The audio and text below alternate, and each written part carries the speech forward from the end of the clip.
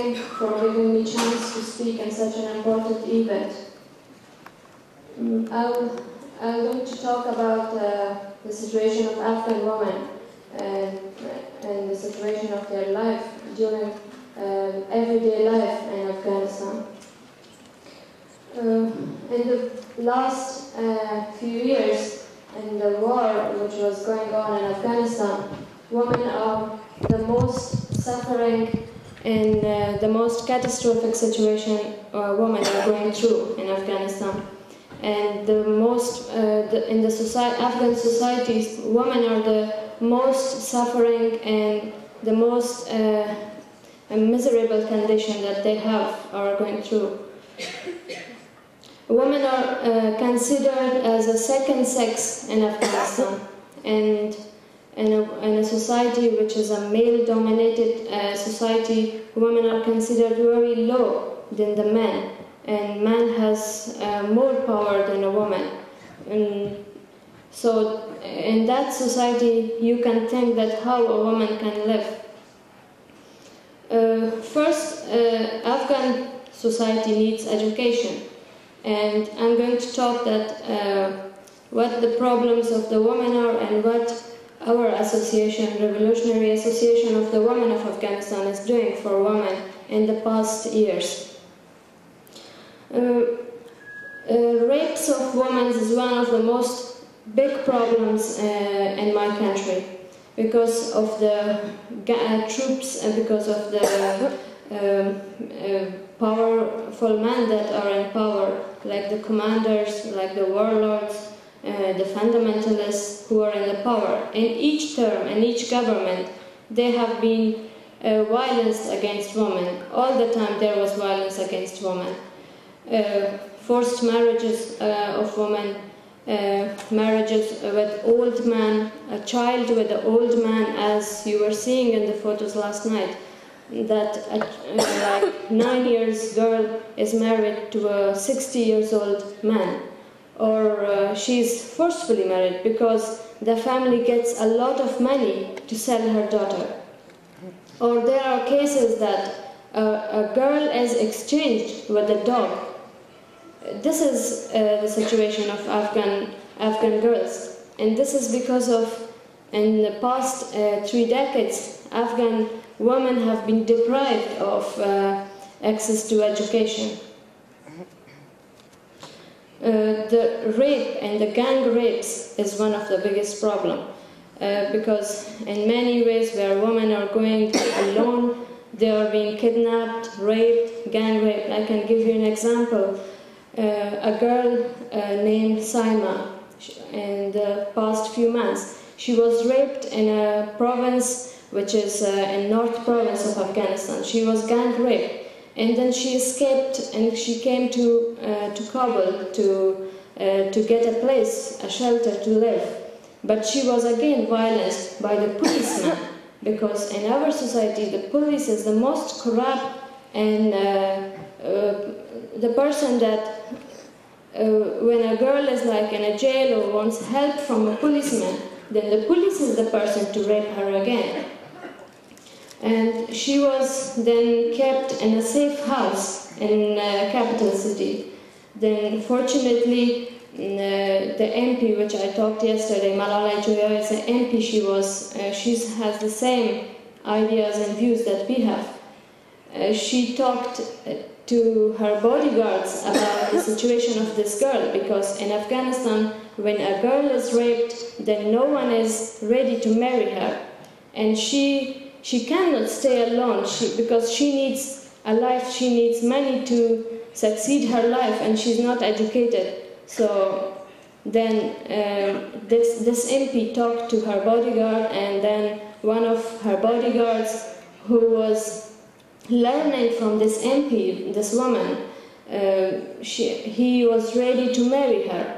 And now she has very good life, she's happy with the bodyguard, and she's the luckiest girl because she had this possibility. But it's an example. Thousands of women are raped, but their life is destroyed because no one is marrying them. And this is all because of the war in Afghanistan, because women are the most suffering part of, and they are the victims of the war in Afghanistan. And the other thing is that I want to give you more examples, because examples can tell the situation better. Last year in the Bamiyan, there's a province in the center of Afghanistan, it's called Bamiyan province. A girl was raped, and then she was pregnant. So, because raping, or if she gets pregnant, it's a big shame for our society. So when her womb was like 5 months, and the family was ashamed because she was pregnant, and they couldn't take her to the doctor because they were ashamed. And then the brother and the mother operated her with a razor inside the house. And she was in such a bad situation that she was dying. And then, fortunately, we were able to get in contact with her and bring her to capital city, and now she's better, she's getting better. This is the situation of Afghan women. Many women die during childbirth.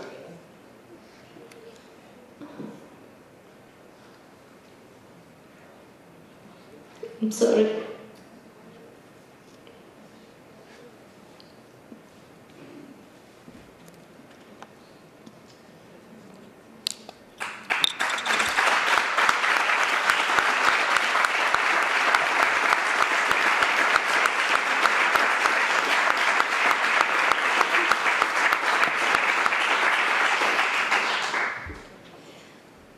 Many women die during childbirth because there is no access to healthcare center.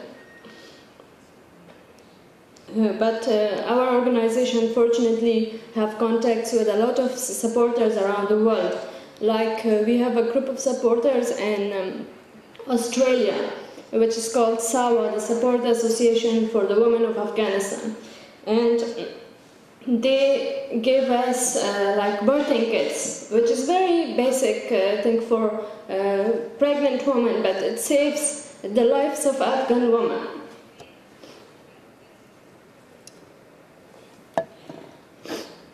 During the past years, we had a lot of activities in our organization for Afghan women. Like first, we started education centers, because we think that, I'm so sorry.